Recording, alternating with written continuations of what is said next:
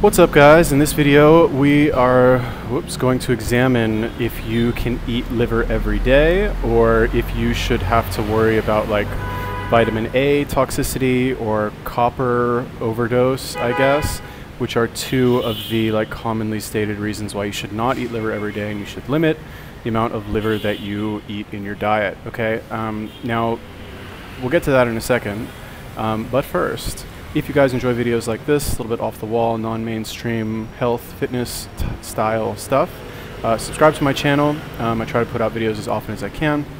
Also, go support me on Patreon if that's your thing. You don't have to, but if you did, that'd be awesome, because in a perfect world, I'd have like a camera crew follow me around, and I would make videos about health and fitness, and an editing team that could edit them, and like, I could do it full time, basically, is what I'm saying, and have enough money to like wave my magic wand and have it look like a professionally done video and not just me talking to my webcam. Okay, or at least like a tripod, let's start small. So yeah, head over to Patreon if you want and hook a brother up. Go to my digital marketing channel if you want to watch videos about digital marketing. Put links in the description. Okay, so the reason why I'm making this video is because I recently came to Vietnam, and I went to a local market to buy some meats because I wanted to start eating raw meat again. And let me move this out of the way, this is distracting me. All right, so I wanted to eat some raw meat, and I went to the local market because they don't have any there's no supermarkets here. They have convenience stores, but no actual grocery stores. So I went to the local market. Long story short, I found that beef liver is $1 for a kilo. Right, and I know liver is super nutritious. It's got all of these super high levels of all these vitamins and minerals and stuff like that. So I was like, oh cool, I'll get some liver. And then I started thinking, I was like, well, if a little bit of liver is good, maybe a lot of liver is really good, right? That's just how I do it. I'm kind of an extreme person, and if 10 milligrams is a good dose, maybe 100 is really good. Okay, so I ate the raw liver and raw beef without cooking it from an open air market. Felt totally fine, no problems whatsoever. And I got the idea in my head, how there's OMAD, one meal a day, and there's GOMAD, which is gallon of milk a day.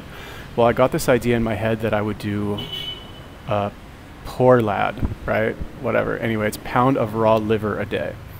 Okay, and the idea of this diet is that you can eat whatever you want as long as you eat a pound of raw liver a day. Okay, I know, very weird, very strange, I'm a strange person, I got a lot of time on my hands, and that is kind of what I thought of, okay? But then I got to thinking okay, I read all this stuff about how you should limit your liver intake. So I decided to look a little bit more into it, and long story short, I found out that the studies that say that you should limit your liver intake are all kind of flawed, and they don't exactly study the risks of eating too much liver. Okay, what they do is they select one of the nutrients that is in liver in high amounts, and they kind of overdose that nutrient in its synthetic form on rats or something like that, and they noticed that the rats died or got sick or had bad effects. So they said, oh, okay, now liver is bad because liver has this in high amounts. Okay, so let's take a look at the studies, and then we will examine why they are bad, and then we'll decide if I should do my stupid diet. Okay, so this is healthline.com. I know it's not whatever, but the good thing about this is that they cite these studies. All right, so here we go. However, 100-gram portion of beef liver contains more than 6 times the recommended dietary intake of vitamin A and copper. Okay, so this is the two most commonly stated problems with eating too much liver, is that you can get copper poisoning, which I guess is a thing, and vitamin A hyperdosing, or whatever it's called, hypervitaminosis or some shit, I don't know. All right, so let's take the vitamin A first. Too much vitamin A, vision problems, bone pain, and increased risk of fractures, nausea, and vomiting. Sounds pretty bad, right? Now let's examine this study.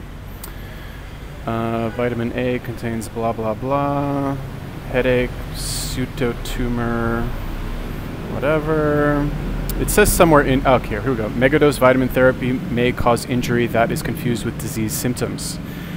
Okay, megadose vitamin therapy.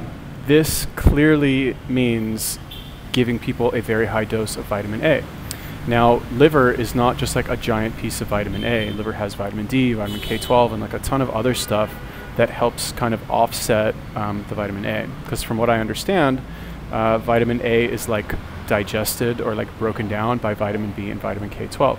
I've got this other article here on some blog that explains that.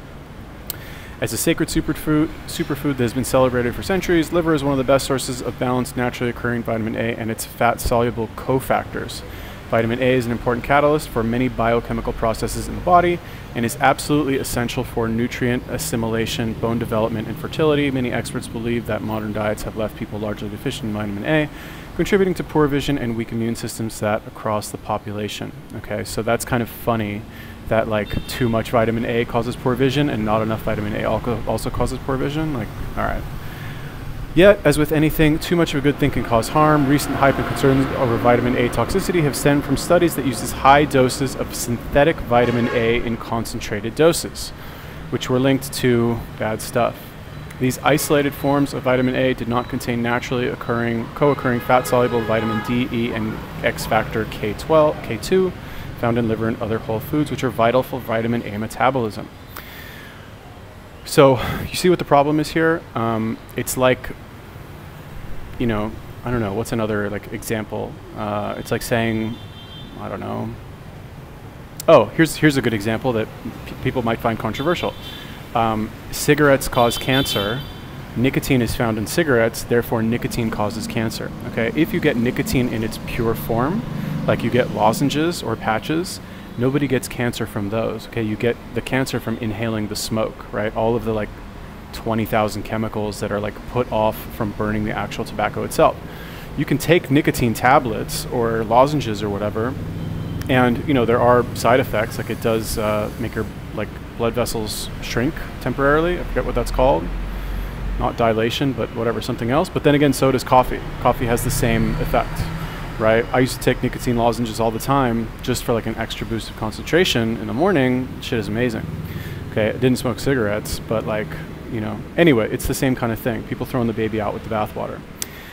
Another thing that we'll notice right now is that there's no studies that show that like people who consume too much liver have these problems, right? It's all like, again, like I said, they break down, and this is one of the main problems with science, which in some areas works, but in other areas, you know, is unfortunately like insufficient, right? You've got 10 things in a certain substance or food, and they pick one and they megadose the shit out of it in something, and they see either good or bad effects, but they don't take into consideration all of the other things that might influence that interaction, right? Now, on the one hand, this does lead to discoveries of like new drugs or you know, new treatments, which is good, but on the other hand, you kind of have problems like this occasionally, where like the whole vitamin A toxicity thing. Okay, so next one. Eating too much copper may cause copper toxicity. This can lead to oxidative stress and neurodegenerative changes and may increase the risk of Alzheimer's disease. Sounds pretty bad, right? Now, if we examine these studies, let's take a look at these. Copper toxicity, oxidative stress, and antioxidant nutrients. Let's see. All right, so data obtained from in vitro and cell culture studies are largely supportive of copper's capacity to initiate oxidative damage and interfere. Okay, in vitro cell culture studies. This is not a study on the human body. This is a study on a petri dish, right? Where on the one hand, like there might be some relevance, right? But you know, you can't like you can't say a petri dish is a human being, right? So right off the bat, I think we can kind of discount this, you know, study. So it's like not even on a human being, it's on a petri dish. Next one. In this review, I present the hypothesis that a toxic substance, inorganic copper, okay, inorganic copper, ingested from drinking water and vitamin/mineral supplements containing inorganic copper, is at least partially causal of the epidemic of Alzheimer's disease we are seeing in developed countries. I set the stage for this hypothesis by pointing out that the epidemic is a new disease phenomenon coinciding temporally, in a time-related way, with the use of copper plumbing in developed countries, blah, blah, blah, okay? What should we focus on here? Inorganic copper, okay? Inorganic copper is not copper found in food. That is like eating pennies. It's like saying eating pennies is not the same as eating liver, obviously, right? And I think this might be backed up on our other thing here. Maybe. No, it's not. But anyway, like organic copper, I'm going to say that's okay to eat. Inorganic copper, probably not a good idea. Next one, the risks of copper toxicity contributing to cognitive decline in the aging population into Alzheimer's disease. And I'm pretty sure contributed paper to the special issue. Copper toxicity, recent, virtually unknown 100 years ago. Okay, so again, this is about copper plumbing. Okay, has absolutely nothing to do with liver consumption. All right, they're studying something completely unrelated. And I think like, even though most of us watching this are probably not scientists, I think we can agree that like drinking water that goes through copper pipes is not the same as eating a piece of liver. Like, do I have to make that case? That's like, I don't know what to tell you. Like, either you agree with that or you disagree with that. Like, I don't have a study, I'm not gonna do a study, but like, at the end of the day, do you need a study, or can you just kind of like understand that that's common sense? Okay.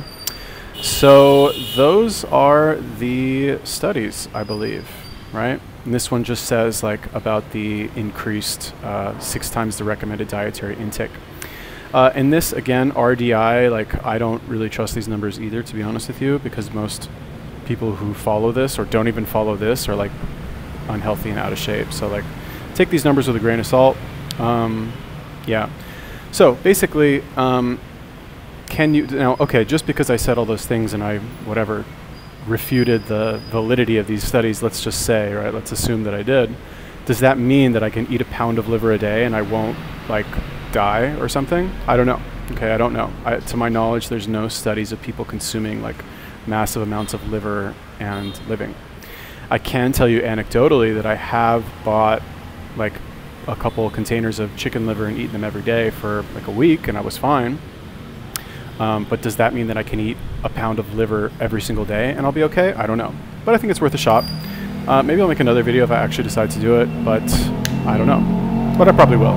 Because it's so cheap. Oh my god, $1 for a kilo? It's like 50 cents a day? I mean, I'll do it just to like not spend any money. Just to like my like Jewish heritage will just be proud of me. Yeah, okay. So anyway, if you guys like that video, click subscribe.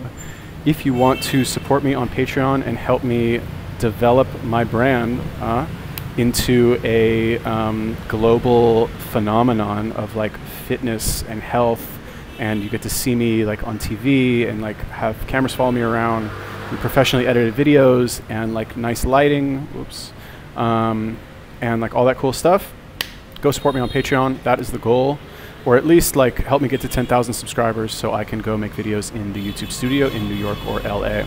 That'd be pretty cool too. Okay, so subscribe, support me on Patreon, go check out my digital marketing channel if you want to, if that's like interesting to you. And that's it. Comment if you have any questions, like my video, subscribe to my channel. Peace.